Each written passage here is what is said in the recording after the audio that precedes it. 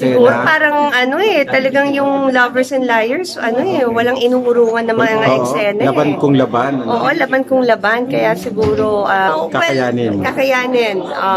Challenging again for me. Kahit matagal siyang hindi gumawa, parang hindi naman siya nanibago. Nandun pa rin yung galing. Passion niya, tsaka yung yung love niya, syempre dapat mahalin mo rin. Sila parang mga magulang ko na to, Pedro. Kami naman sa pagkakita. Na-witness nila ang mga love life ko. Mga lola mo na nga ito. Mga lola na yung iba, tita. Nasundan nila ako lumaki talaga. Meron ka bang pinagbabawal, Sabi ko lang, hindi ko alam kung bawal yun. Sabi ko lang, pagka mayroon kang film, pwede ba, may konting restriction sa kissing scene. Restriction meaning bawal totally? Hindi ko naman sinabing bawal. Pwede naman. Pwede ba malaman ko kung sino?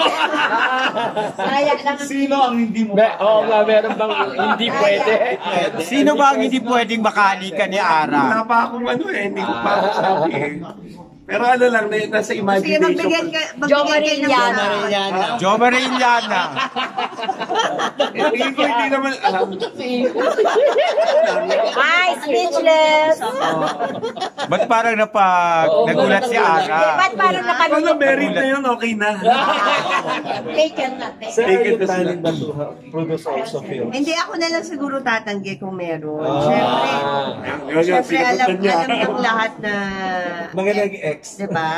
O, ex ko yun. So, huwag na lang ex. Kasi Dave, ang dami yung business. Hindi ka nag-isip na mag-produce ng pelikula. Actually, yung kagabi nanood lang tayo ng... Yeah. Okay lang ba i-share yan? Yes, of course. Please support yung family of two. Sobrang ganda. Naisip ko tuloy na sa tanong nyo, pwede naman siguro it's possible na para sa... Siyempre, sino unahin ko? Yung si Ara, di ba? Siyempre. Dapat lang, no? Kaya nga, yung sine ko, sinasabi ko, porket ex na, walang produce. Patrick Menes. Hindi tayo. Pero they're pwede friends, naman. they're friends. So, they invited us. So, nagkita-kita kayo. Oo, magkakatabi kami. Oo, kaya nga di ba, family of two? Family of four kami kagabi. Family of 2 plus 2. Family of 2 plus 2. Kasi si Mandy, si Patrick, tsaka yung wife niya. Tapos, si Dave. Blended family. Blended family kami. So, nag-support talaga kami aside from that, in-invite din kami ni Ate Sharon kasi. Pwede raw co-prod. Oo, pwede mag-co-prod. Diba? Sa nakakita. Mag-ex. Ang ex at saka ang present. Nag-produce para sa Ay, ang ganda mo. Haba ng hair mo. Haba lang Haba ng hair ko. Hindi pa siya umuoo. Hindi, kaya na daw. Paubaya mo na sa akin. So, payag kayo, Sir Dave, Nalin. na mag-co-prod sa ex ni Ara. Good friends naman kami. Wag lang kissing scene, wag lang aktor. At kaya mo rin ba, Sir Dave, na i-produce yung ex ni Ara at katambal si Ara? Pelikula. Na ano? If ever. Basta walang kissing scene. If ever na ikaw ang kuning producer ng mga naging ex ni Ara at kasama si Ara sa movie. Willing ka rin bang i-produce? Pwede naman. Oo. Parang may parang may Lahat possible. Why not? So open. You're not closing any door. Masyado kang busy, masyado ka ngayon sa wala bang kumukumbisi sa'yo na pumasok ka na ng tuluyan sa politika?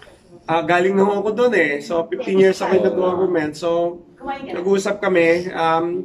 Mahirap naman sabihin sara ang pinto, no? Pero there's always openness naman. Pero right now, I'm keeping myself busy. So busy ako sa hanap buhay. Kailangan maghanap buhay para may makain. Tapos may binibuild kami exciting na negosyo. So doon muna ako nag-focus. Kung sa public service naman, siguro kung darating. mahirap naman magsasalita ng tapos hindi mangyayari. So I think I'd leave it that the way it is for the moment and focus muna kami sa current ginagawa. Showbiz, I support her fully and sa anak ko ay. What if si Ara ang papasok sa inyo? Payagan mo ba? Babalik. Well, Politika. hindi naman hindi naman wala naman imposible. So kung may calling, I'm open. Ano ba pa ulit? Ayoko sana eh. O ayoko sana. Ayoko sana. Ayoko sana. Pero, Nasa dugo mo Hindi pa pupura yan Minsan kasi the more, sinasabi nga nila kung The more na inaayawan mo, the more na. Yung mga pinaplano mo minsan, hindi yun ang nangyayari. Depende kung ano yung gusto sa'yo ni Lord. So, May plano na iba. Kung ano yung plano. Oo. Di ba may mga goal tayo, plans tayo, minsan hindi nag-work, but iba ang nangyayari. Because maybe yun ang purpose May mo. ibang nakatapos. Hindi mo pa ulit nakikita yung signs ngayon. Maghanap ka ng size just in case. Naghanap ako ng sign. Sabi mo, huwag na akong tumakbo sa politika. Hanap ka ng sign. Hanap tayo sign. Hindi naman natin, kumbaga, hindi pinipilit ang mga bata. Yeah. Pero bakit ayaw mo na siya patakbuhin? Kasi he's doing good here in our Sa business. Miss Ara, anong nga ulit ng show mo doon sa... Lovers and Liars. Anong role mo doon? Abangan po nila. Ayan, abangan nila. Pero you'll be working with Claudine. Hindi ko pa nababasa lahat yung script. Pero matinding, basta maganda yung Pero role. nag-meet na kayo ni Claudine. Kanina magka-eksena kami. So, kumusta yung eksena, yung first meeting? Okay. Mild pa lang naman ang mga eksena namin kanina. So, excited din siya sa mga future. Pero mag-i-expect kami ng mga sampalan, abunutan, Siguro eksena. parang talagang yung Lovers and Liars, walang inuurungan ng mga eksena. Laban kong laban. Oo, laban kong laban. Kaya siguro napasama tayo doon. Kaya mo ba yung ganong role? Kakayanin. Kakayanin. Challenging again for me. Diba? Kasi, May love si Claudine dun sa leading man niya doon. Ngayon, siyempre hindi ko magpapakabot. pag-usapan natin yan kasi kailangan Pero, nagpaalam naman si Sir Joey kay Dave Oo. First time niya na Pero ano na First time namin magkatrabaho. Katrabaho. Kumusta naman siya katrabaho?